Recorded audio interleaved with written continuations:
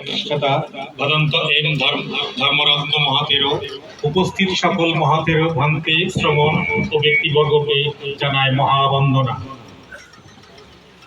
প্রথমেই জানাই আমাকে এখানে আমন্ত্রণ করার জন্য আমি কৃতজ্ঞ। আমি বাংলায় বলছি, কিন্তু আপনারা কিছু মনে করবেন না, কারণ ভেতরের শক্তিটা বাংলাতেই হবে।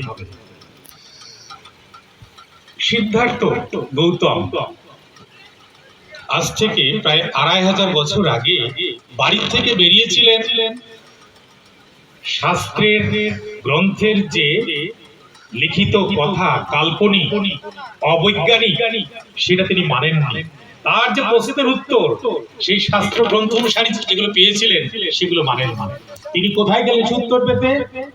যা কখনো কেউ স্বীকার করেনি বৈদিক সমাজ।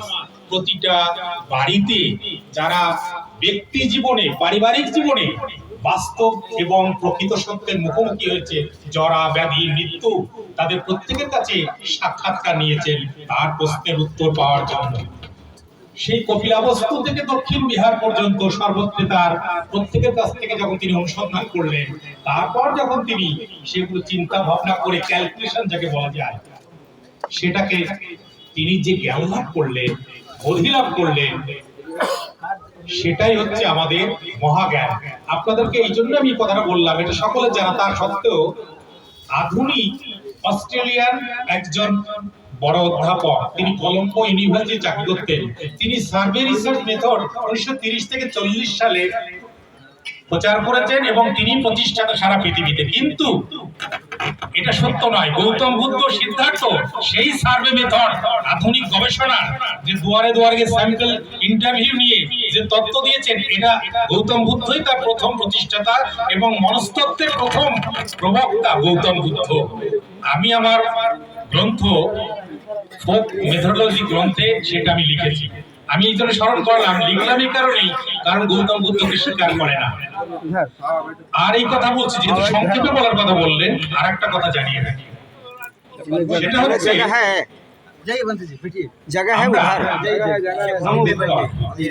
ভারতবর্ষে আম্বেদকর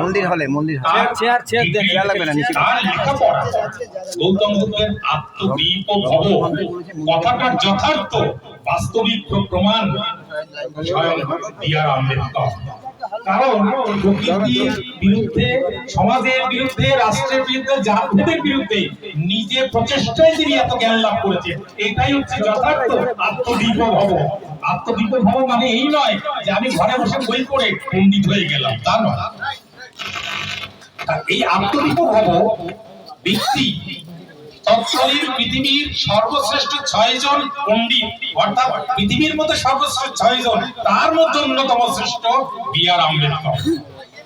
অথচ আপনাদের সম্প্রতি গত 15 বছরের একটা তথ্য জানা যায়, আম্বেদকরকে বাইরে মূর্তি পূজা, বাইরে চারিদিকে প্রচার হচ্ছে টিভিতে, তার বিরুদ্ধে তৈরি করছে অন্য ষড়যন্ত্র। সে ষড়যন্ত্র কি? ভারতীয় সংবিধান বি.এন. রাও লিখেছেন বলে চারিদিকে একটা প্রচার চলছে। এই প্রচার আম্বেদকরকে ঘৃণিতভাবে অপদস্থ করা, অস্বীকার করা, তার মর্যাদা হানি করা। বি.এন. রাও কে ছিলেন? তৎকালীন একজন সিভিল সার্ভিস অফিসার। তার কাজ ছিল সংবিধান মহাসভার যা সিদ্ধান্ত লিখিত গুলো প্রেসে নিয়ে যেত বগল দাবা করে, টাইপরাইটার টাইপ করতো, সেগুলো আবার নতুন করে প্রুফ দেখার জন্য বেরিয়ে দেন। এইটুকু পিওনের কাজ ছিল তার কাজ ছিল পিওনের। অথচ তাকে লক্ষ্য নয়, আম্বেদকরকে হেয় করার লক্ষ্যে একটা বড় বড় বুদ্ধিজীবীরা, রাষ্ট্রীয় বুদ্ধিজীবী এটা প্রচার করছে, তার সামনে উপরে উপরে কুলেপ লাগাচ্ছে। কথাটা কেমন জানেন? আপনারা রাবড়ি সন্দেশ খেয়েছেন, তলায় গনগনে আগ গিট দিচ্ছে, উপরে হাওয়া। এই অবস্থা চলছে এখন আম্বেদকরকে। আর আমাদের মহান্তেজি যেটা প্রস্তাব দিলেন যে আমাদের মহাভিক্ষুদের এগিয়ে আসতে হবে শুধু ধর্মতত্ত্ব নয়, আমি প্রাচীন বাংলার কথাই বলি। প্রাচীন বাংলা বৃহৎবঙ্গে সবচাইতে বেশি শিক্ষা প্রতিষ্ঠান ছিল বৌদ্ধ শিক্ষা প্রতিষ্ঠান, এবং এই বৌদ্ধ শিক্ষা প্রতিষ্ঠান আজকের মোনাস্ট্রির মতো নয়। তখনকার কারিকুলাম ছিল কি মনস্তত্ত্ব, সমাজতত্ত্ব এবং জ্ঞান বিজ্ঞান, আয়ুর্বেদ, সমস্ত কিছু। অর্থাৎ আমি বলতে চাইছি, আমার প্রস্তাবটা এই জন্য, আমাদের যত ধর্মের, বৌদ্ধ ধর্মের যত মন্দির, সেই মন্দিরের সঙ্গে সঙ্গে কলেজ স্কুল তৈরি করতে হবে। কলেজ স্কুলের যে পাঠ্যক্রম, সরকারি পাঠ্যক্রমের সঙ্গে যুক্ত হবে বৌদ্ধ জ্ঞান, বৌদ্ধ বিজ্ঞান, সেটা যুক্ত হবে। কারণ মনে রাখবেন, মসজিদের সঙ্গে মাদ্রাসা, মক্তব, খ্রিস্টান মিশনারির সাথে স্কুল, কলেজ যুক্ত হওয়ার ফল হচ্ছে তারা বাইবেল এবং কোরআন কম্পালসারি রাখে বলে তারা সারা জীবন নিজের ধর্মকে ভুলতে পারে না, সেটা প্রচার করে। আমরা গৌতমের ধর্ম তাদের রিলিজিয়ান নয়, এই ধর্ম হচ্ছে উইজডম। এই উইজডমটাকে প্রতিষ্ঠা করতে গেলে মন্দিরের সঙ্গে স্কুল কলেজ প্রতিষ্ঠা করতে হবে। রামকৃষ্ণ মিশন স্কুল কলেজ প্রতিষ্ঠা করে সারা পৃথিবীতে সুখ্যাতি অর্জন করেছে, কিন্তু বৌদ্ধ জ্ঞান দ্বারা একমাত্র মানুষকে প্রভাবিত করে মানুষের সাপোর্ট পাওয়া যাবে, রাষ্ট্রের সাপোর্ট পাওয়া যাবে, বৃহত্তর মানুষের সাপোর্ট পাওয়া যাবে। এই জন্য আমি চাইবো শুরু করুন এই বৌদ্ধগয়া রক্তপ্রিয় বুদ্ধ বিহার থেকে শুরু হোক স্কুল এবং কলেজ তৈরি করার প্রতিষ্ঠানের জায়গা, এবং সেই কলেজ স্কুল সেই ছাত্ররাই আগামীতে রাজনীতিতে অংশগ্রহণ করবে, আগামীতে রাষ্ট্র ক্ষমতা দখল করবে, আম্বেদকরকে প্রতিষ্ঠা করবে, তার সংবিধানকে যথার্থভাবে মূল্য দিতে পারবে। নতুবা আম্বেদকরকে পড়েনি যারা, আম্বেদকরকে লোকের মুখে ঘৃণা শিখবে, ঘৃণা করতে শিখবে, অস্বীকার করতে শিখবে, এইটা কিন্তু সহ্য হবে না। আসলে আমাদের এই গৃহবর্ষের পোশাক পরা দেখে বেশিরভাগ মানুষের ধারণা হয় কি জানেন, আমাদের দেশে গৃহ পোশাক পরা যে সমস্ত হিন্দু সন্ন্যাসী, ভিক্ষুক সন্ন্যাসী, যারা কল্পনা প্রবণ অলৌকিক দেবতার নামে ব্যবসা করে, এই পোশাক পরা লোক দেখলেও তারা সেইভাবে একসঙ্গে মনে করে নেবে। যে কারণে আমরা পৃথকভাবে আমাদের অস্তিত্বটাকে প্রতিষ্ঠা করতে পারছি না। সেই প্রতিষ্ঠার লক্ষ্যের জন্য এটা করতে হবে। এর জন্য সহায়ক কি পাবেন, সেটা হচ্ছে ভাবি বলবেন।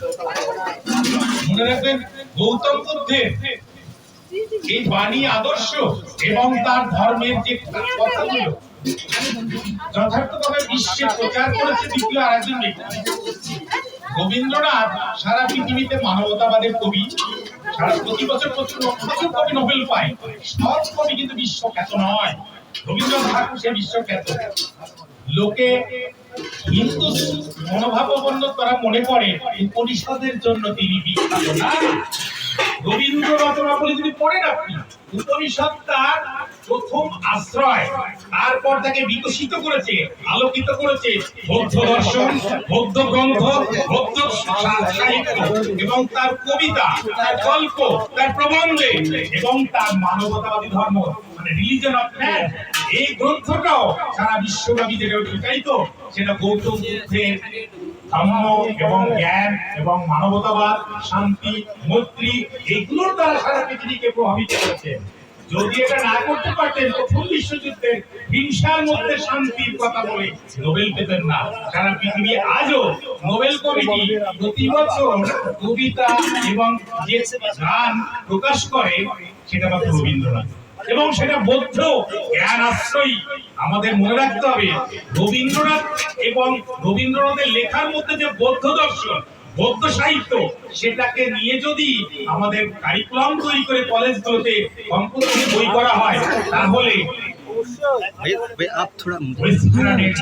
ধারণা রিলিজিয়ান সেটা নয়, বৌদ্ধ ধর্ম উইজডম, যথার্থ জ্ঞান, যে জ্ঞান আকাশে উড়লে চারিদিকে যেমন পাখি দেখতে পায় যথার্থ সত্য, বিকশিত সত্য, মুক্ত সত্য, সেই জ্ঞানের মতো আলোকিত হবে আমাদের প্রতিষ্ঠানের ছাত্রছাত্রী যারা।